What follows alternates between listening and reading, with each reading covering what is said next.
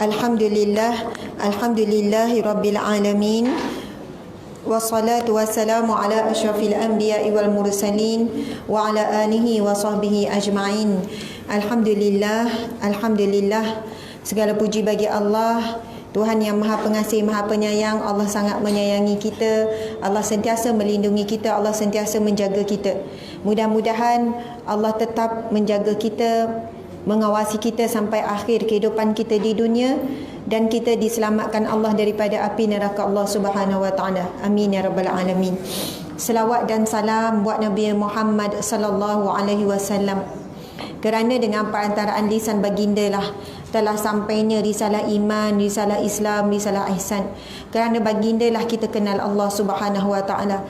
Kerana baginda lah kita menganut satu agama yang sangat sempurna, daripada sekecil-sekecil perkara sampai sebesar-besar perkara. Dan kerana baginda lah pengorbanan baginda, ahli keluarga, sahabat-sahabat, pejuang-pejuang, para ulama-ulama, yang sehingga hari ini kita dapat menikmati kesejahteraan dan keselamatan dalam agama ini.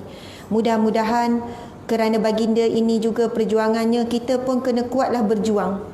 Kita sama-samalah berjuang untuk agama ini dalam posisi masing-masing.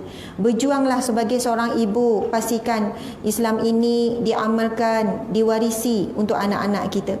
Berjuanglah menjadi seorang isteri sebagaimana yang Rasulullah sentiasa sebut dan ingat. Berjuanglah kita sebagai seorang anak kan buat ibu bapa kita. Berjuanglah kita sebagai seorang sahabat, sebagai seorang adik-beradik. Sebab kita semua akan ditanya akan apa air tangan kita untuk agama ini. Subhanallah. Jadi kita ambil masa sikit untuk sama-sama berselawat ke atas Nabi sallallahu alaihi wasallam. Bismillahirrahmanirrahim. Sallallahu ala Muhammad. Sallallahu alaihi wasallam. Sallallahu ala Muhammad. Sallallahu alaihi wasallam. Ya Nabi salam alaika. Ya Rasul salam alaika. Ya Habib salam alaika. Salawatullah alaika. Ashraqal badru alaina fahtafat minhul buduru misla husnika ma ra'ayna qattu ya wajha sururi anta syamsun anta badrun anta nurun fawqa nuri anta iksiru wa ghali anta misbahu suduri ya habibi ya Muhammad ya arusal khafiqaini ya muayyad ya mumajjad ya imam al-qiblataini. Allahumma salli wa sallim wa barik alaihi. Sallu alaihi. Alhamdulillah, insya-Allah kita akan sambung pengajian kita pada muka surat berapa? Masih lagi dalam bab Aidah, betul kan? Surat berapa ya? Saya tak jumpa tadi. 245.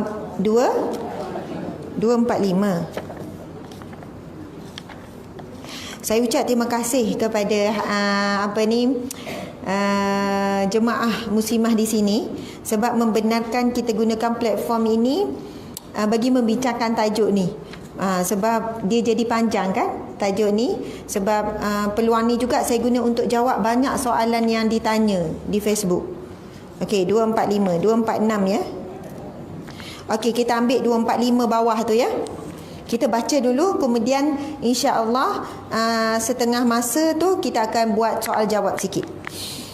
Hikmah iddah, iaitu berkabung kerana kematian suami. Bila kita sebut iddah ni sama ada bercerai hidup. Maksudnya iddah ni bercerai hidup lah. Bercerai talak 1, talak 2. Dan juga ada juga termasuk talak 3 lah.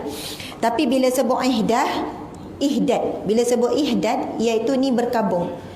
Jadi kita akan pergi juga, sebab dalam bacaan kita dalam kitab ni dia tak bagi detail apa yang boleh, apa yang tak boleh dalam bab berkabung. Perkataan Rasulullah sallallahu alaihi wasallam, fauqa salasin, kerana kematian orang yang mempunyai hubungan dekat dengan isteri seperti saudara lelaki maupun saudara perempuan, ayah, ibu dan lain-lain. Sedangkan kematian suami telah disebutkan beberapa riwayat yang sahih.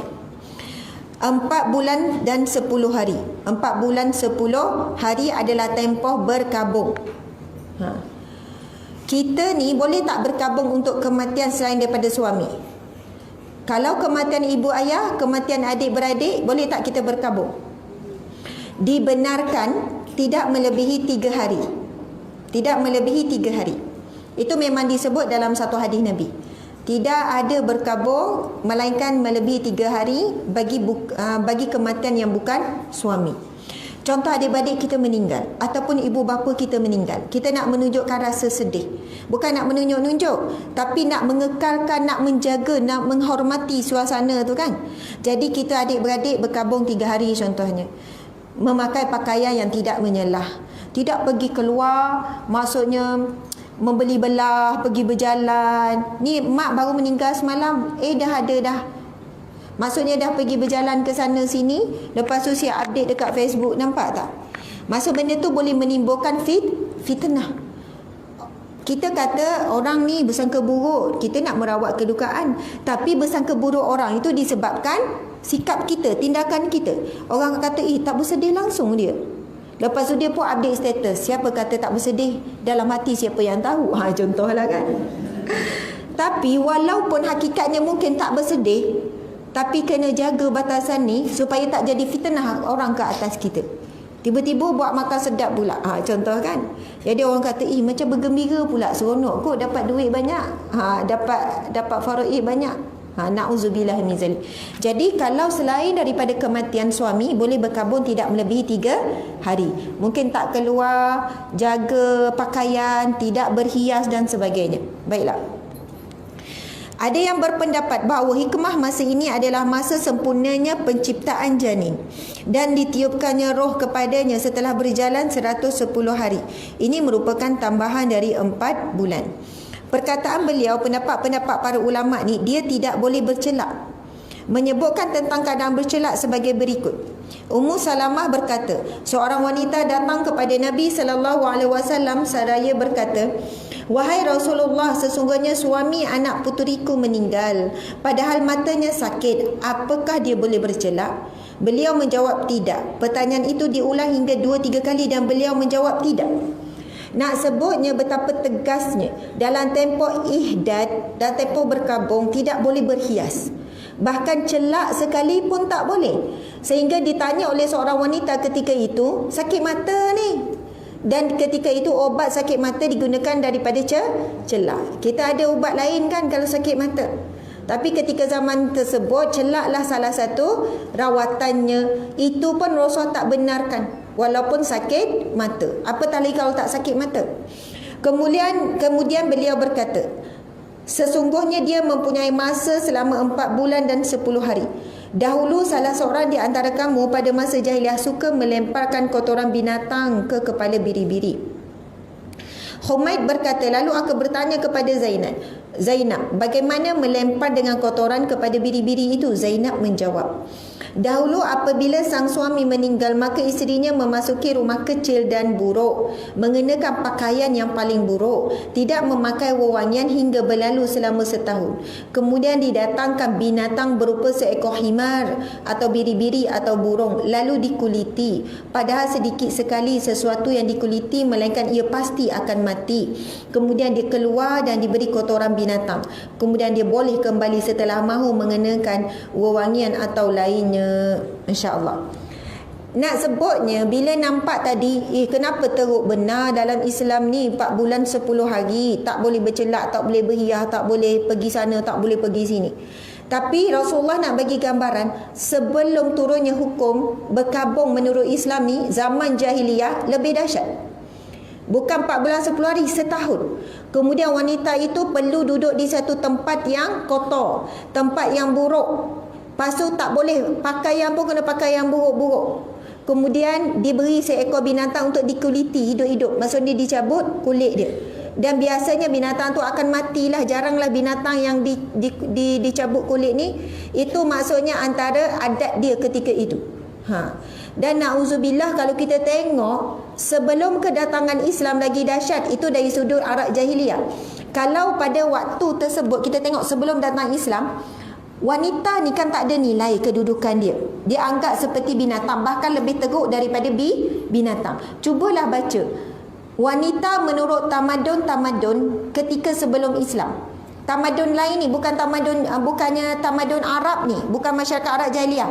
Mungkin boleh tengok Yunani masa tu ke, ataupun Cina ke, tamadun-tamadun. Sebab saya pernah dapat tajuk ni, jadi saya buat research sikit, kajian sikit. Ada beberapa agama lain, kalaulah suami meninggal, isteri dibakar hidup-hidup bersama. Kan suami dibakar mayat tu, isteri perlu mati bersama, dibakar sama-sama. Nak kata betapa tak ada nilainya. Maksudnya dahsyatnya cara mereka menyantuni ataupun memberi adat istiadat bila berlaku kematian. Ada tu ditanam hidup sama-sama dengan mayat tu. Kemudian macam-macam lagi lah bila meninggalnya. Makasih. Bila meninggalnya si ibu, si suami, isteri ni, si ibu ni boleh jadikan hamba. Hamba oleh siapa? Si anak. Anak nak ambil. Maksudnya tak ada nilai seorang ibu, tak ada nilai seorang isteri. Macam-macam lagi lah bentuk-bentuk penindasan, penghinaan terhadap wanita. Sebab itu memang salah, memang satu bentuk tuduhan dan fitnah. Bila mereka mengatakan bahawa Islam telah memperhambakan wanita, meletakkan wanita ini menjadi hamba pada suami. Sebenarnya Islam lah yang membebaskan perhambaan dan meletakkan wanita ini di tempat yang paling mulia. Selepas itu barulah berubah tamadun dunia, meletakkan wanita ini kedudukannya sama. Dan dalam Al-Quran berapa kali Allah ulang, wanita mukminin dan mukminat, muslimin dan muslimat sama di sisi Allah, tidak ada beza. Yang membezakan hanyalah ketakwaan kepada Allah Subhanahu Wa Taala. Dan kenapa ada perbezaan isteri kena muliakan suami? Itu adalah bentuk penghambaan perintah Allah untuk kebaikan isteri dan kebaikan suami. Mana boleh dalam sebuah rumah tangga, dalam satu institusi mempunyai 2 orang ketua. Dan ada hikmah dia kenapa diletakkan ketua itu bagi seorang lelaki. Okey, insya-Allah kita tengok lagi.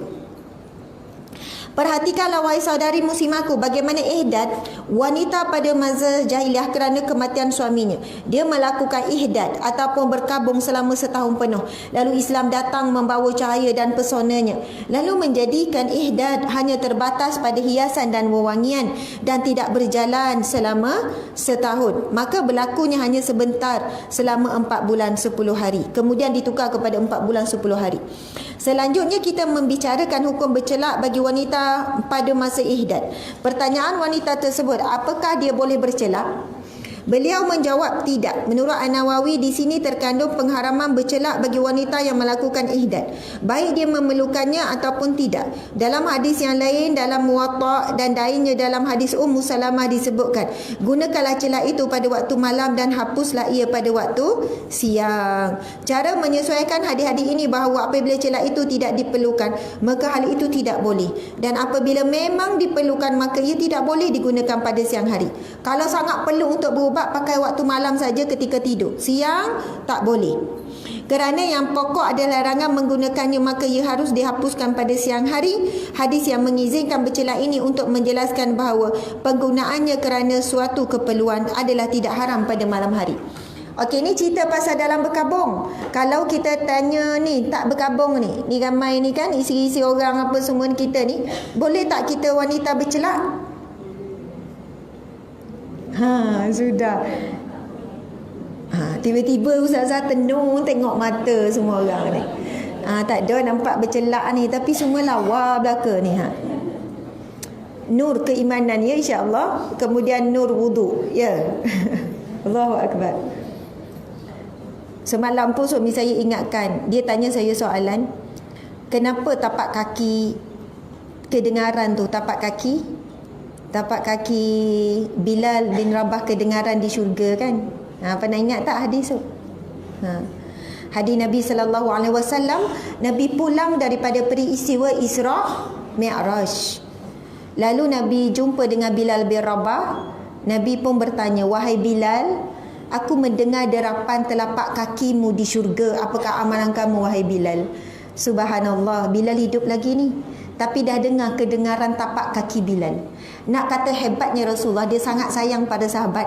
Boleh cam ni tapak kaki siapa, ni tapak kaki siapa. Kita boleh cam tak tapak kaki suami kita? Kenal, beza, betul tak? Makin tua makin berseret tapak kaki tu kan. Tapak kaki anak beza, tapak kaki anak beza, tapak kaki cucu beza kan. Bunyi gentak tu, betul tak? Suami balik daripada apa ni, daripada surau ke apa, boleh cam tapak kaki dia kan. Cubalah test ke sama je. Mesti ada. Kita orang yang kita sayang, kita akan dengar beza dia. Tapak kaki ibu kita lain, tapak kaki ayah kita lain, betul kan? Jadi bila Rasul tanya, Saidina Bilal menjawab, ya Rasul, aku tak ada amalan apa-apa ya Rasulullah. Sangat merendah diri, sangat tawaduk. Namun ya Rasul, apa yang aku jaga ialah aku cuba berusaha mengekalkan wuduk. Berusaha menjaga wuduk, sentiasa dalam berwuduk. Susah ke senang? Anak jawab senang. Kalau siapa yang rasa macam mudah je, kau nak jadi ahli syurga rupanya jaga wuduk. Okey, kalau rasa mudah, saya nak tanya satu soalan. Pernah tak seumur hidup hajah-hajah yang dah hidup 60 tahun ni, 50 tahun, ada tak satu hari dapat kekal wuduk pagi sampai malam? Tak ada. Nak kata ia bukan mudah, ia sangat susah, batal je ambil wuduk. Keluar angin dia ambil wuduk. Bersentuh dengan suami, pegang dulu. Kenapa sentuh saya? Saya duk kekal wuduk. Bergaduh dulu kadang tu kan. Nampak tak sampai kekek semayang ni awak pergi sentuh. Ya Allah, nak jaga tu, nak kata susahnya. Dah 60 tahun hidup, 50 tahun hidup, tak ada satu hari kita boleh kekal wuduk pagi sampai malam. Bayangkan ya, Saidina Bilal, dia menjaga tu, dan itu antara amalannya. Barang siapa yang mampu melakukannya, insya-Allah antara ciri-ciri ahli syurga Allah Subhanahu Wa Taala. Bila kita ambil wuduk, sebenarnya ia menjadi satu perisai daripada gangguan syaitan. Automatik.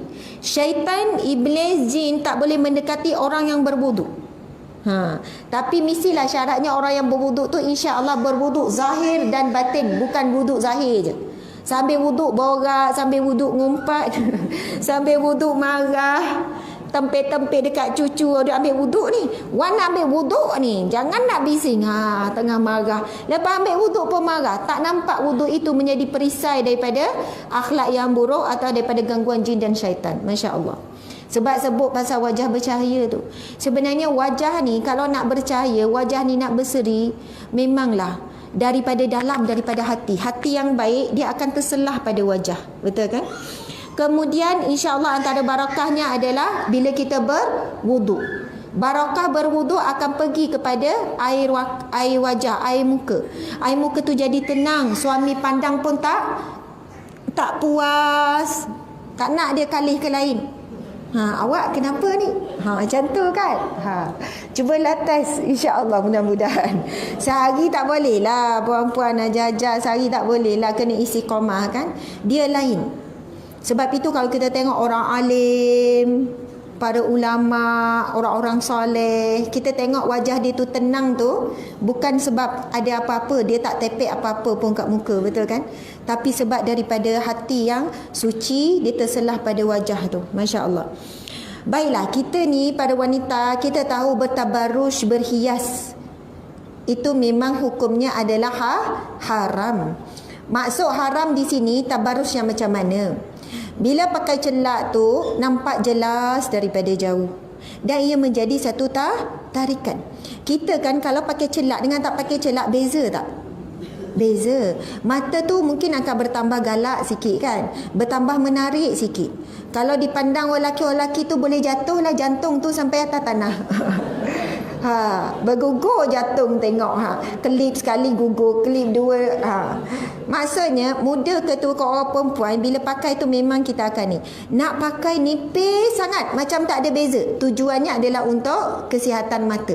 Nipis je. Maksudnya tak ada beza. Dia automatik akan beri satu tarikan lah.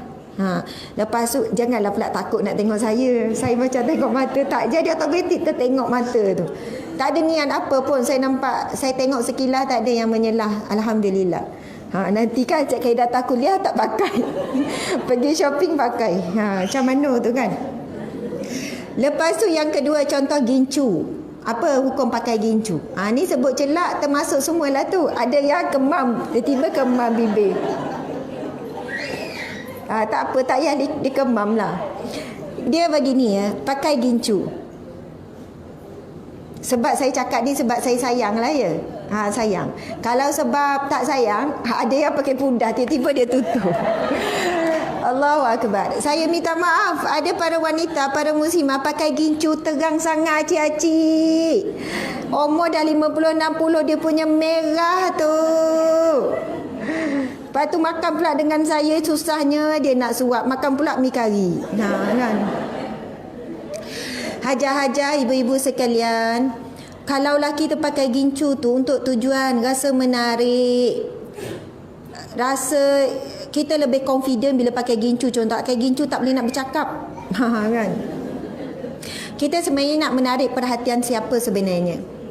Kita nak menarik perhatian siapa sebenarnya kan? Kita bila pakai gincu, kalau lah kita rasa memang kita dah biasa sebati dah ni, tak boleh hilang, tak boleh tinggal gincu ni.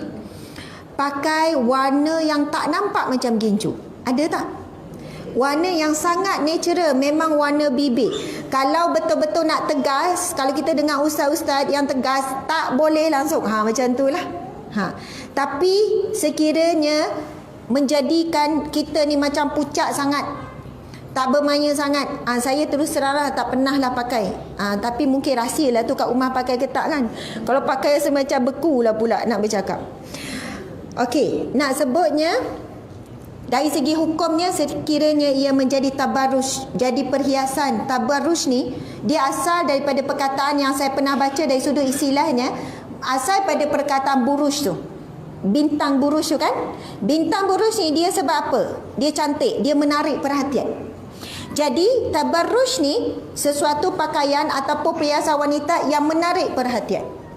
Contohlah satu masyarakat tu dia pakai wanita semua serba hitam, tiba-tiba ada seorang pakai warna putih. Menarik perhatian tak dia? Menarik. Padahal kita putih tu tak ada apa. Suatu masyarakat tu semua pakai putih, tiba-tiba dia seorang hitam. Dia jadi menarik perhatian. Faham tak? Kita pula masyarakat kita dah biasa pakai baju kurung, tak menarik perhatian dah baju kurung ni. Tapi kalau orang Arab, tiba-tiba orang Arab dekat Mekah ke apa pakai baju kurung, menarik perhatian tak? Menarik. Padahalnya ia menutup aurat. Tapi bila dia menarik perhatian, wanita perlu berhati-hati, perlu berjaga-jaga. Begitu. Jadi kita ni pakaian kita ni pakaian biasa. Masyarakat Melayu kita, jadi tak adalah kita boleh kata, makcik baju ni melip-relip, tarik perhatian ni baju kurung ni. Tak, dia jadi pakaian yang biasa. Jadi kalaupun kita terpaksa memakai gincu, kan, kita pakailah yang tak nampak seperti gincu, memang natural, ataupun pakai lip balm tu kan.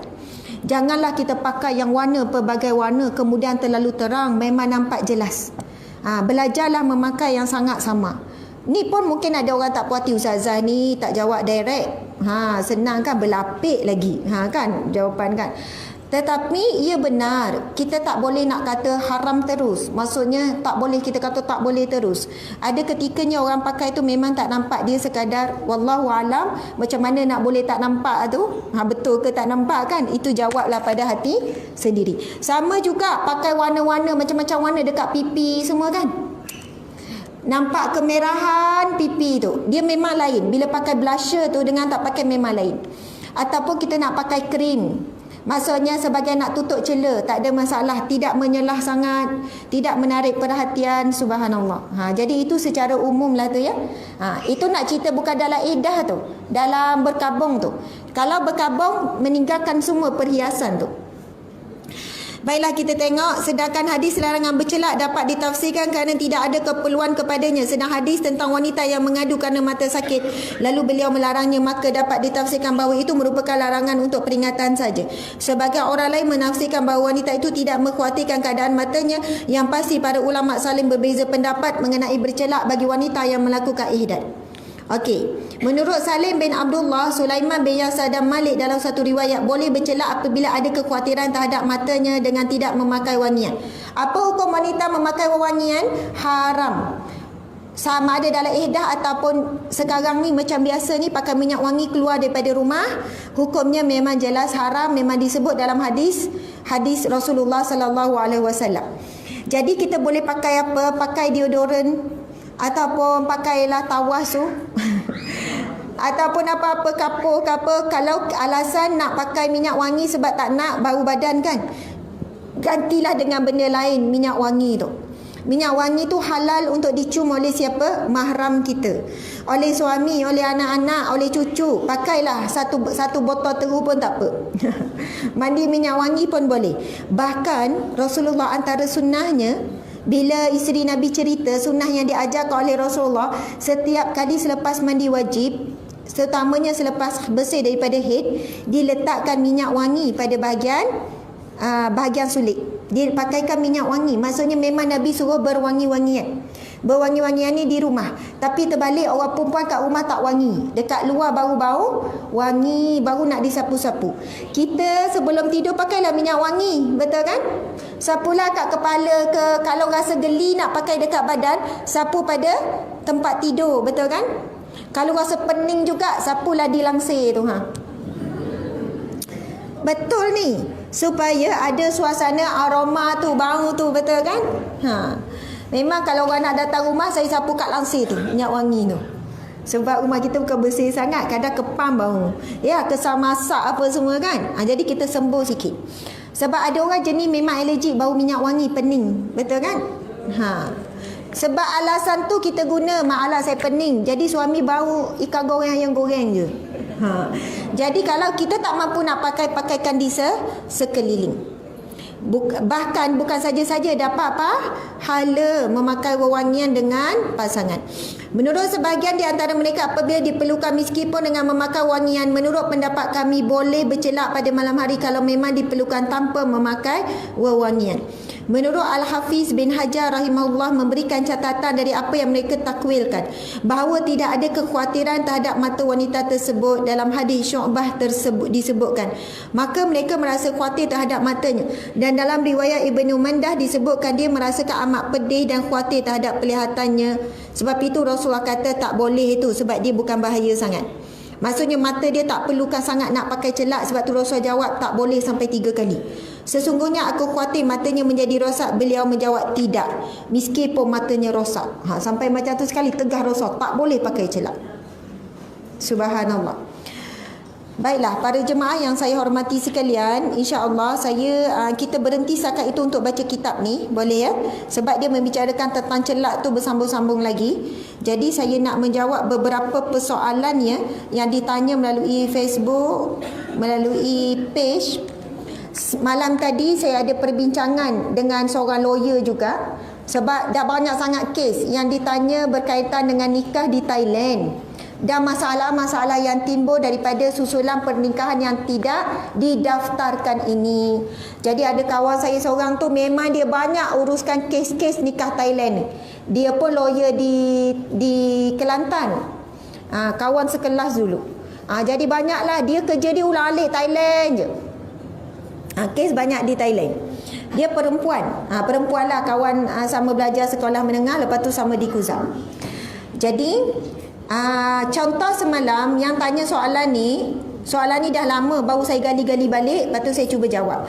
Saya juga nak minta maaf, terutamanya ni kan yang sedang live ni, yang siapa banyak tanya soalan di page ataupun di FB kan, banyak tanya soalan, jadi kena tengok kat sini sikit. Ramai juga yang marah pada saya. Ada yang tulis mesej, terima kasih kerana tidak membalas soalan saya. Ustazah orang yang berilmu tetapi tidak meraihkan orang yang jahil seperti saya. Macam itulah. Saya sebenarnya minta maaf, bukan seorang dua pun merajuk, marah sebab saya lambat jawab soalan. Saya nak kata soalan tu bukan sikit, beratus-ratus. Orang ada masalah rumah tangga, orang tanya soalan head saja banyak mana, suruh tolong kira head. Masalah tu masalah ini, saya mohon maaf, saya bukan sengaja, memang saya tak mampu nak jawab, kadang-kadang admin tolong baca. Ustazah Atikah tu kan, sebab dia jaga telefon admin, orang hantar voice mail pun banyak, voice message. Kadang ada pakcik-pakcik orang tua pun nak masalah bergaduh dengan orang rumah ni kan. Orang lelaki nak pergi mengadu jawatan agama tak ada, nak cerita kat kawan pun tak. Lepas tu dia kata nak bercakap juga dengan ustazah boleh tak? Saya kata minta maaf. Dia kata tak reti nak taik. Memanglah orang tua nak taik, betul tak? Akhirnya dia buat voice message. Kita pun dengar satu-satu cerita luahan perasaan tu kan. Dia kata macam mana nak buat? Nak cerai ke tak ni isteri macam ni? Kan? Saya kalau orang tanya, saya tak boleh jawab. Kalau malam tadi pun tanya, ada soalan tu suami dia gay. Suami dia gay lah, hubungan sesama lelaki. Pasal suami gay ni saya dah terima makin banyak. Takut pula saya. Suami, isteri tangkap suami buat hubungan atas katil dia. Suami buat balik pasangan lelaki dia depan mata. Suami mesej cinta-cinta dengan pasangan lelaki, ada gambar apa semua. Dah makin banyak ya, berleluasa. Lalu dia tanya saya soalan, kalau ustazah berada di tempat saya, ustazah nak buat apa? Saya kata tak boleh tanya soalan tu pada saya dan saya tak boleh jawab soalan tu. Maksudnya ramai orang, kalau ustazah berada di tempat saya, soalannya kita ni nak suruh buat keputusan untuk dia. Minta maaf, itu bukan cara kaunselor ataupun parenting cara. Kita tak boleh buat keputusan untuk orang lain. Kita hanya bagi guideline sahaja. Baiklah, yang semalam ni dah kahwin 10 tahun, kahwin di Thailand. Pertama saya nak kupas pasal isu kahwin di Thailand, sah ataupun tidak? Sah. Kalau suami nikah di Thailand dengan isteri yang kedua secara sembunyi-sembunyi, tanpa izin wali perempuan tu pun, adik-adik perempuan tu pun tak tahu, dia pun pergi nikah dekat Thailand, dia pun bawa balik, ni kawan baru dia kata. Semalam abang pergi Thailand, sah tak tu? Subhanallah, sabarnya puan-puan sekalian. Sama juga kes ni. Semalam juga saya jawab soalan ni. Ya Allah, suami yang tak ada perasaan, dia dah nikah kat Thailand, dia bawa balik macam tu selamba je. Dia cakap, awak tak boleh nak buat apa dah, saya dah nikah pun. Awak belajarlah sabar dan redha. Dia dah jadi isi saya pun. Maksudnya ya Allah, suami yang tidak bertanggungjawab lah begini, yang tidak ada adab, yang tidak ada akhlak, yang tidak ada perasaan ataupun kemanusiaan. Soalannya wanita ini tiada hak untuk rasa sakit hati, kecil hati. Yang perlunya sabar, redha, taat suami.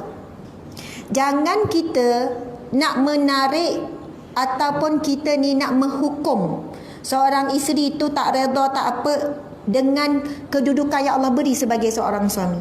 Jangan seorang suami diberikan kedudukan, dimuliakan sebagainya kan dalam Islam, sampai boleh berlaku zalim terhadap isteri. Na'udzubillah.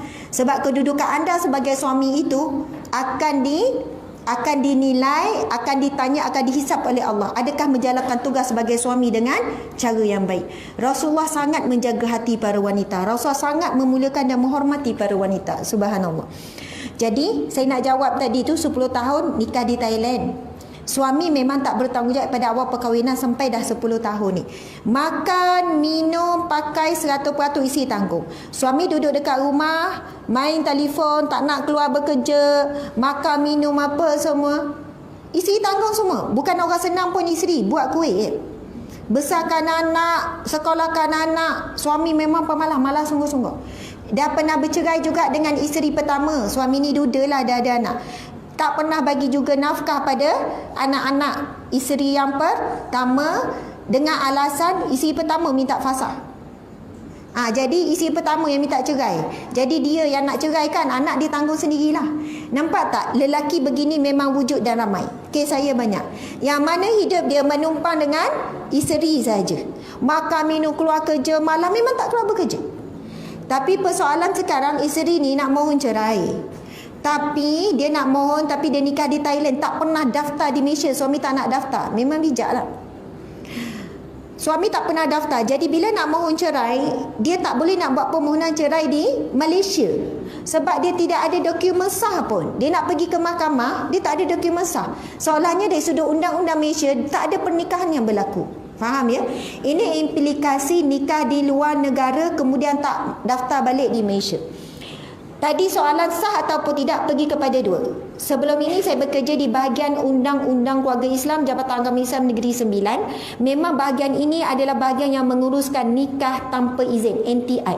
Nikah tanpa izin ini boleh berlaku di Thailand, boleh berlaku di Indonesia, boleh berlaku juga dalam Malaysia. Orang panggil nikah sindiket yang berlaku di Malaysia. Memang dia boleh pergi kepada dua. Ada kes bila buat pengesahan di mahkamah, nikah tanpa izin ni di luar negara tanpa izin kebenaran mahkamah ni adalah salah dari sudut undang-undang. Balik mereka nak daftarkan, akan dibicarakan di mahkamah. Kalau sah sekalipun, mereka tetap dikenakan tindakan undang-undang iaitu bayar denda sekian-sekian. Sebab menyalahi undang-undang lah. Tapi ramai yang buat. Sebahagiannya kadang tu dah nikah 10 tahun, 5 tahun, dah ada anak. Bila buat siasatan, bila buat maksudnya dia nak buat pengesahan, dia akan timbul bila anak ni nak masuk sekolah, tak ada sijil lahir. Sebab apa anak tak ada sijil lahir? Lahir dulu tak pergi daftar, tak ada sijil nikah. 3 orang, 4 orang semua tak ada sijil lahir. Kan nak daftar kelahiran perlu ada sijil nikah, betul kan?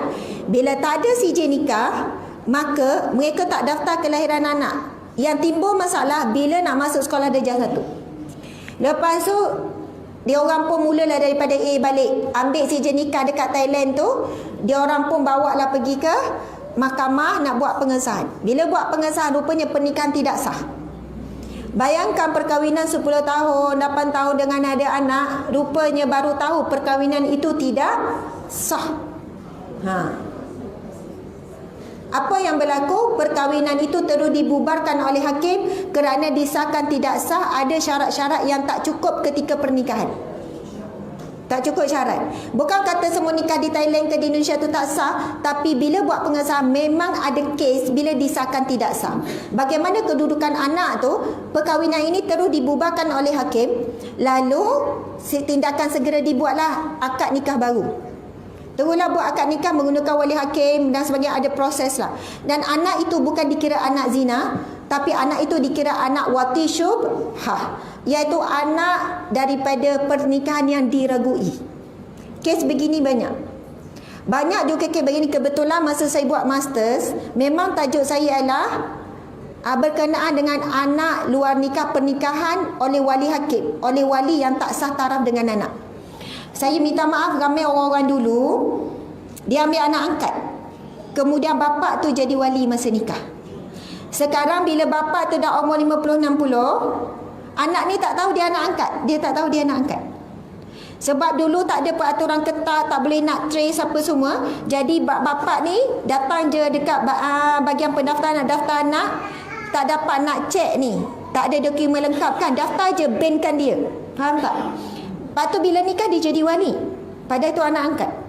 Setelah perkahwinan dah umur 60, pakcik ni dengar, ui tak sah rupanya dan jadi wali dulu. Faham tak? Masa tu saya cari kes ni, masa di mahkamah saya kumpul-kumpulkan kes, ada berapa kes, banyak juga.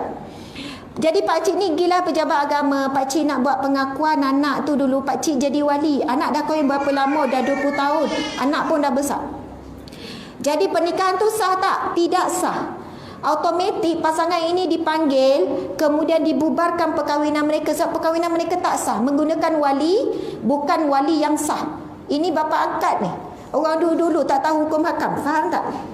Lepas dibubarkan, bila dah tahu automatik dibubarkan, lepas tu buat akad nikah baru menggunakan wali hakim. Anak itu tidak dikatakan anak zina, tapi anak wati syubhah, iaitu persetubuhan yang diragui. Tapi hukum anak itu sama seperti anak kandung. Boleh dibankan pada bapa sebab suami isteri ni tak tahu. Jadi mangsa keadaan kejahilan bapa. Faham ya? Boleh mewarisi harta, boleh difaraikan macam biasa. Contoh kes ini boleh berlaku keadaan satu lagi, terlanjur. Orang dulu terlanjur, contoh pasangan bercinta terlanjur, lepas tu dia pun nikah. Padahal dia mengandung sebelum hubungan tu, dia mengandung sebelum nikah. Ramai yang berlaku salah faham, minta maaf, dia kata sekurang-kurangnya dapat 6 bulan mengandung, anak tu boleh dibin ataupun bintikan pada bapa. Pernah dengar tak? Pernah dengar? Sebenarnya masyhur, benda ni masyhur, saya minta maaf. Ramai orang dia ingat okey anak dah terlanjur, nikahkan cepat-cepatlah, dah mengandung baru sebulan, dia kata sempat 6 bulan ni. Sekurang-kurang dia kata 6 bulan qamariah. Kalau dapat mengandung 6 bulan qamariah, pergi daftar, anak tu boleh dibin ataupun bintikan pada bapa. Betul kan? Ini memang fatwa. Ini adalah fatwa. Sekurang-kurangnya anak yang dikandung oleh ibu tu sekurang-kurangnya 6 bulan qamariah baru boleh dibin ataupun bintikan kepada bapa tu. Tapi fatwa itu perlu dibaca dengan baik. Enactment ni memang perlu dibaca dengan baik, dengan jelas. Dengan syarat persetubuhan itu berlaku dalam tempoh pernikahan yang sah. Pening lagi tu kan? Apa maksud dia? Dia macam ni. Contoh, ada bayi yang nak didaftarkan di pejabat pendaftaran. Pejabat pendaftaran dia akan minta, dia akan tengok kelahiran tu dan juga tarikh nikah. Kan CJ nikah dia tengok. Bila tengok CJ nikah, kahwin 1 hari bulan 1. Tiba-tiba anak keluar bulan 8. Kan tak cukup 9 bulan. Betul tak? Kan tak cukup 9 bulan tu. Macam mana ni? Ni anak luar nikah ke apa? Dia orang akan tengok tu, dia orang akan bincang sama dia. Boleh tak daftar? Sebab boleh trace ni. Baru 8 bulan baby. Kemudian ibu bapa ni tunjukkan bukti. Anak saya memang peramatang, lahir 7 bulan. Faham tak? Ada bukti lah. Ada semua kelahiran. Maka tak diragui lah. Tak diragui. Tapi sekiranya datanglah tu nikah bulan 1. Bulan 6 dah bersalin. Kemudian dia kata anak saya peramatang. Faham tak?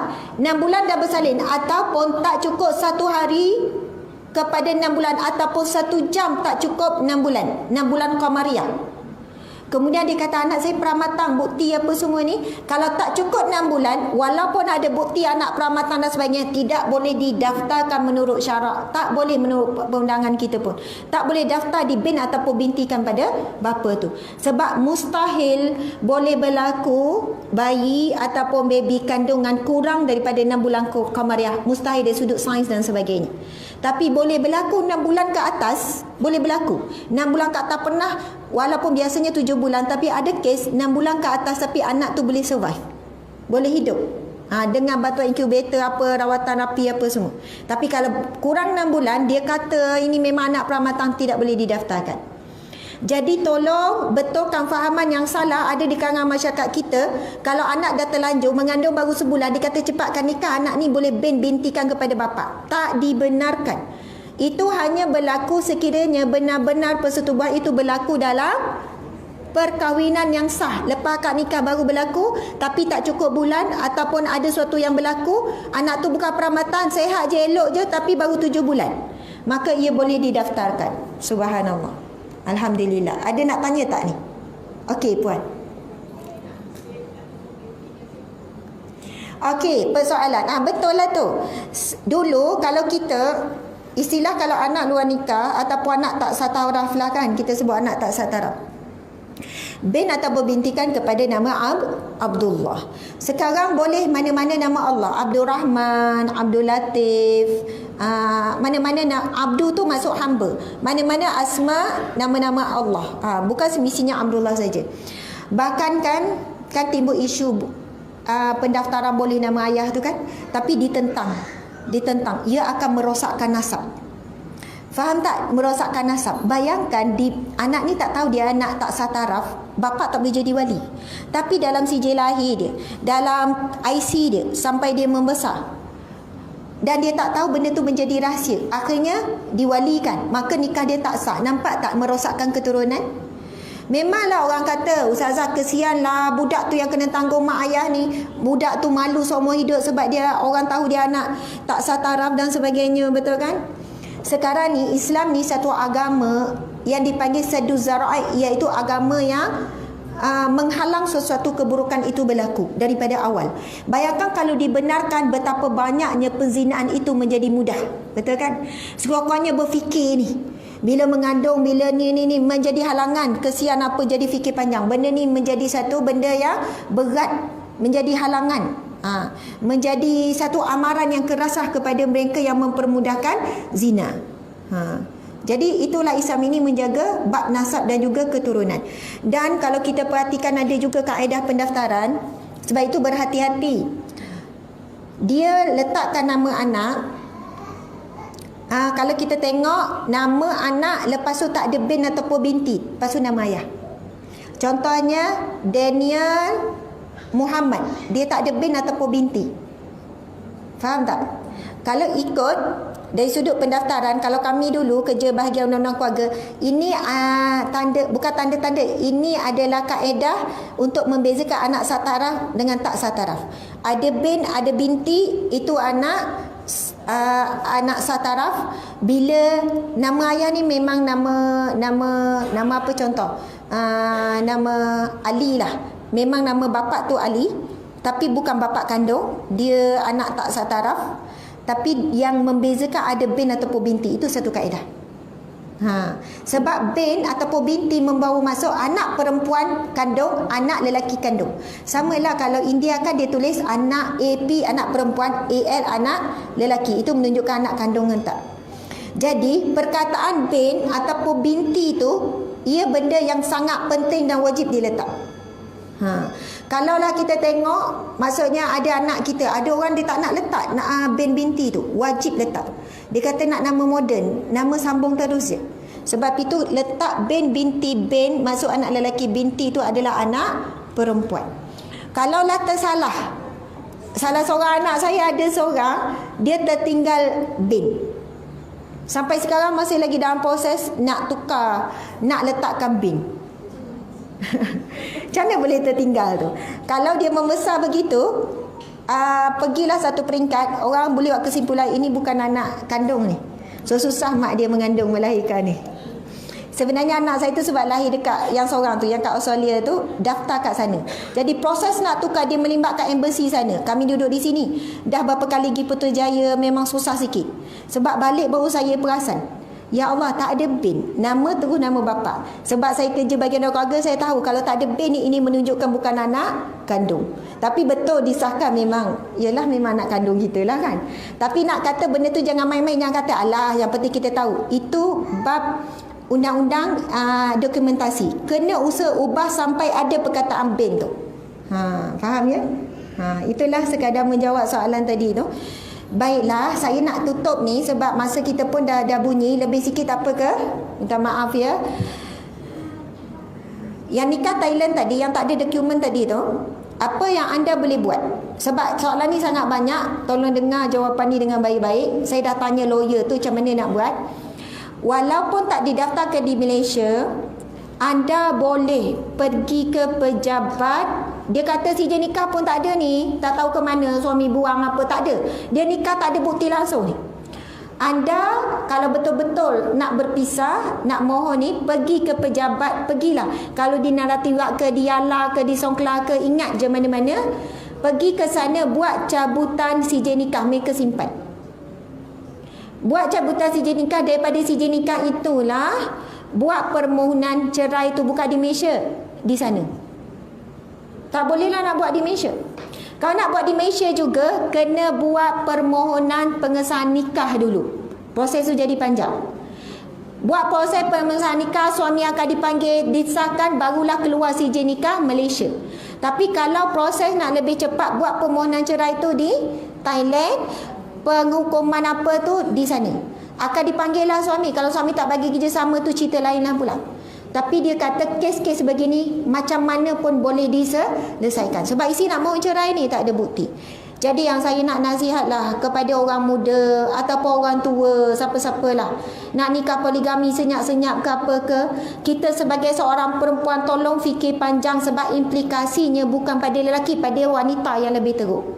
Ramai suami yang poligami 2, 3, 4. KK saya dululah 3 orang tak ada sijil nikah Malaysia. Suami ni mula-mula janji tak apa, kita nikah kat Thailand dulu, nanti balik Malaysia kita daftar. Sampai sudah dia tak daftar. Bila timbul cerita suami meninggal dunia, 3 orang pun datang mengaku saya ni isteri pada arwah. Tiba-tiba muncul. Mana bukti kamu nikah? Tak ada bukti. Faham tak? Tak ada bukti. Tak ada bukti nikah Malaysia, maka isi kedua, ketiga, keempat ni tak boleh nak tuntut. Sebab apa? Kalau nak buat pengesahan nikah pun suami dah meninggal, nak ngesahkan macam mana? Tak boleh nak buat pengesahan nikah dan sebagainya. Tapi ada kaedah lah menyelesaikan tu. Subhanallah. Okey, ada nak tanya soalan ke dalam bab ni? Allahu Akbar. Tak ada soalan ya? Okey, puan.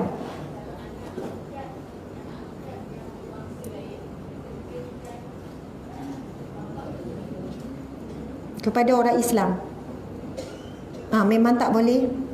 Maksudnya anak angkat tu orang bukan Islam, lepas tu nak dibin ataupun bintikan, tak boleh.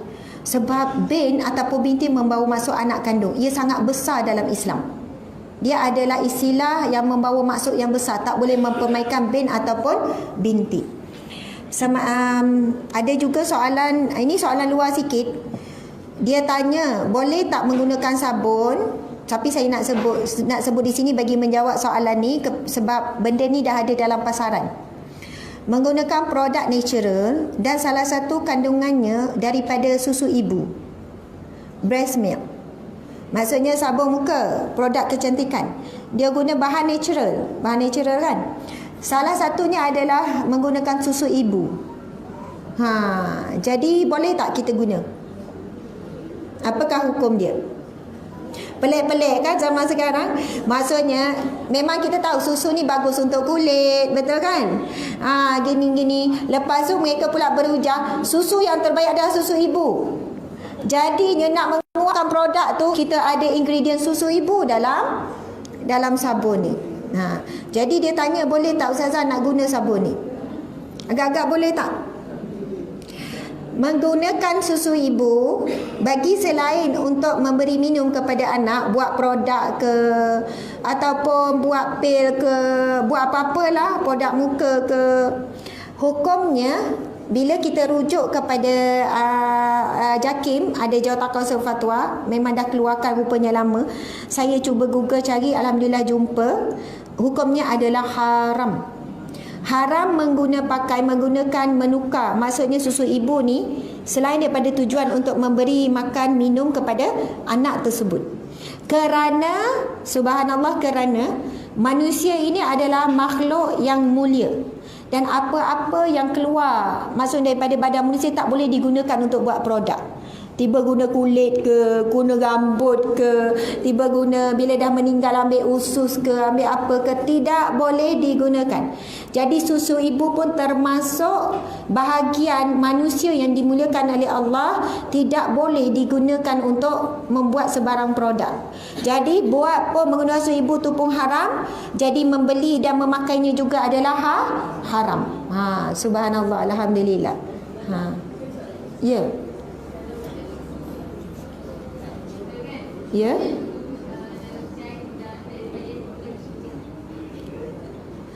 Oh, bagi pada kucing.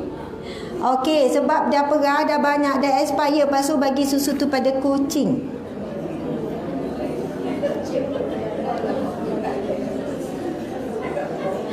Okey, macam-macam soalan. Saya tak mampu nak jawab, wallahu alam. Tapi kalau susu dah expired, dah lebih daripada 3 bulan ke berapa tempoh tu kan? Saya tak tahu, saya tak ingatlah berapa tempoh kalau tahan dalam peti. Tapi bukankah ia juga akan membahayakan kucing tu kan bila dah expired? Wallahu alam. Entahlah, saya minta maaf, saya tak mampu nak jawab. Saya tak tahu jawapan dia. InsyaAllah akan ditunda ya jawapan tu. Susah juga. Saya pun tak tahu nak tanya siapa tu kan. Saya faham ada ibu-ibu yang contoh anak meninggal dunia tapi stok susu dia banyak, kemudian dia bagi kepada orang lain susu tu.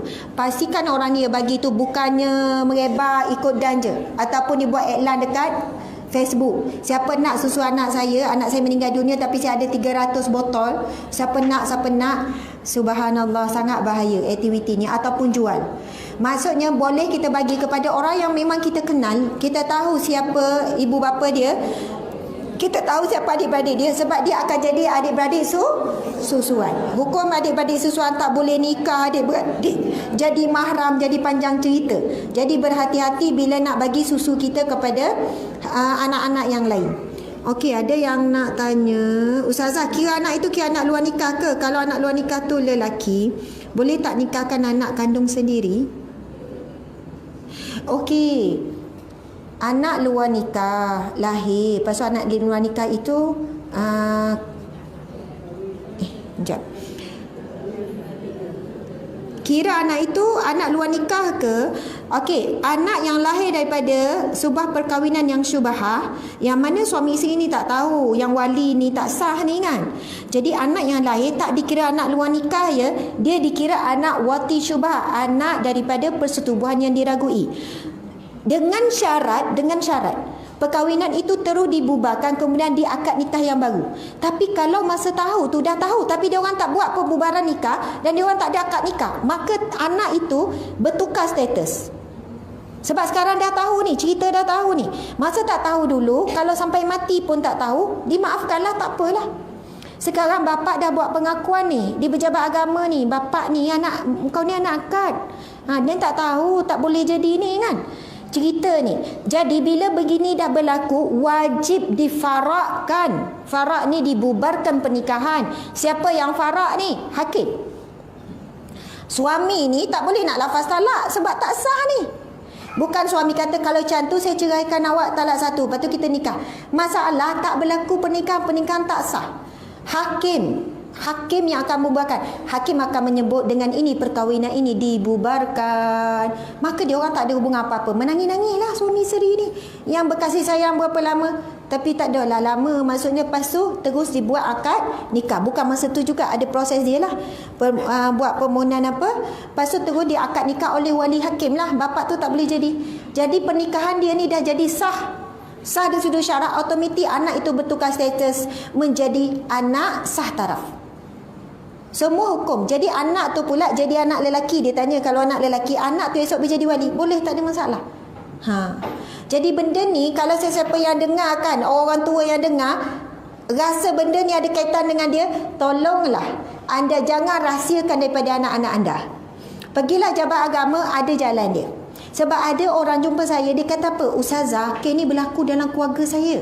Tapi keluarga saya orang ternama. Orang ada kedudukan. Maksudnya saya tak tahulah keturunan raja ke ataupun datuk-datuk orang kenamaan. Dia kata jadi kalaulah benda ni dibuat pengakuan, malu keluarga kami Ustazah. Saya kata Hajah memang tahu, memang benda ni berlaku. Betul benda ni berlaku. Kami tahu dia tu bukan anak kandung, tapi bapa tu yang nikahkan. Macam mana nak buat? Saya kata sekarang Hajah tahu, Hajah bertanggungjawab pergi bagi tahu, dan ketahuilah benda ni boleh buat secara tertutup, perbicaraan boleh buat secara tertutup. Memang kalau pergi mahkamah, perbicaraan terbuka ramai-ramai. Kalau saya masuk mahkamah tu, kita semua boleh masuk mahkamah. Orang awam boleh masuk. Kita boleh tengok perbicaraan cerai ke, fasah ke, taklid ke apa, kita boleh tengok kalau nak belajar, nak ambil pengalaman. Boleh saksikan sendiri. Kalau nak masuk mahkamah syariah tu, orang yang jaga tak ada tanya, ada saudara mara ke, kaitan ke, tak ada. Kita boleh buat menonong macam bagus je kan. Saya kita nak tengok, nak saksikan. Kita boleh masuk, dibenarkan. Saya pernah masuk walaupun bukannya atas dasar wajibat agama ke tak. Nak tengok proses perbicaraan. Okey. Jadi kalaulah benda ni aib, nak jaga. Kita ada orang keturunan apa ni, kita boleh buat permohonan perbicaraan tertutup. Pergi berlaku pembubaran perkahwinan, kemudian dilakukan proses akad nikah tu pun secara tertutup. Yang penting bab hukum hakam, bab syarak ni kena jelas, kena jaga.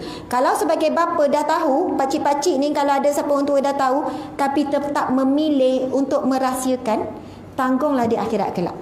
Tanggunglah di akhirat kelak. Benda ni akan dibuka, dibongkarkan di akhirat kelak sebab dah tahu. Tapi sebab bapa ni tak sanggup nak bagi tahu anak. Faham tak? Tak sampai hati nanti bila anak ni takut benci ke apa, itu soal di dunia, tolong kena selesaikan, kena hadapi benda tu, kena settle. Subhanallah. Saya ada kes yang lebih berat daripada ni. Isteri terlanjur anak ketiga. Terlanjur anak ketiga tengah-tengah ni. Bila tangan anak nikah, nak bagi tahu suami yang anak ni bukan anak dia. Lepas tu ada anak lagi yang keempat, kelima.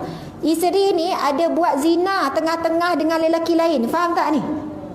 Tak nak nikah, datang jumpa saya, Ustazah macam mana? Anak nak nikah dalam 2 minggu lagi, macam tu lah. Saya je yang tahu anak tu bukan anak suami saya. Anak tu pun tak tahu dia anak zina. Sedih tak? Sedih tak sedih?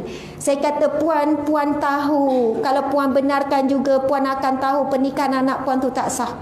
Sebab itu bukan ayah kandung dia. Saya kata macam mana puan sangat pasti? Memang waktu tu saya mengandung, saya dah cek semua tarikh tu semua, itu bukan tarikh saya bersama dengan suami. Masa tu suami obsession macam tu lah. Tapi saya dah bertaubat. Isteri dah bertaubat, dah berubah. Kita tak boleh hina dia, kita tak boleh kata dia kotor, dia jahat ke apa. Dia dah betul-betul bertaubat, berubah. Tapi hukum tetap hukum. Saya kata puan tetap wajib, tak ada jalan lain buat pengakuan. Bila dah buat pengakuan, memang suami ceraikan. Suami tak boleh terima. Maksudnya memanglah kena hadapilah benda tu. Macam mana anak dah besar baru tahu punya itu bukan anak kandung dia, bukan mudah nak terima. Tapi wanita ini wanita yang baiklah, wanita yang beriman, wanita yang soleh lah. Maksudnya dia dah bertaubat dan dia sanggup menanggung risiko. Dan mungkin risikonya dia dibenci oleh anak dia. Betul kan? Dia bencilah, anak tu pun baru tahu, ya Allah. Jadi begitulah hakikat kehidupan kita hari ini. Zina dalam perkahwinan banyak berlaku, sangat banyak. Kalau di dalam satu laman web ataupun laman Facebook yang ni, ada beberapa orang muda bagi tahu saya, isteri-isteri orang buat servis pelacuran banyak. Suami tak tahu. Dia tanya, ni pengalaman orang tu sendiri. Saya tanya, awak kan isteri orang, kenapa buat kerja ni? Ini part time saya. Buat temu janji ni, suami tak tahu ni. Dia jual diri, dia buat aktiviti pelacuran. Nak kata benda ni jadi kebiasaan. Sebab sekali bayarkan mahal 500, lepaslah saya nak beli apa. Suami saya tak mampu nak bagi barang makeup saya, tak mampu nak ni. Dan bukan seorang dua isteri, ramai. Na'udzubillah min zalik. Jadi saya kira setakat itulah kuliah kita pada hari ini. Memang yang kita bincang pun agak serius kan, tapi ini masalah masyarakat kita. Saya ucap terima kasih kepada para jemaah sekalian. Saya mohon maaf salah dan silap, mungkin ada maklumat yang tak tepat dan sebagainya, boleh kita bincang dan boleh dibetulkan. Jadi sekadar itulah kita tangguhkan kuliah kita dengan tasbih kafarah dan surah Wal-As. A'udzubillahi minasyaitonirrajim. Bismillahirrahmanirrahim. Subhanakallahumma wa bihamdika asyhadu an la ilaha illa anta astaghfiruka wa atubu ilaik. Bismillahirrahmanirrahim. Wal 'ashr innal insana lafi khusr illa allazina amanu wa 'amilus solihat wa tawasaw bil haqqi wa tawasaw bis sabr. Sadaqallahul azim. Wabillahi taufiq wal hidayah. Assalamualaikum warahmatullahi wabarakatuh.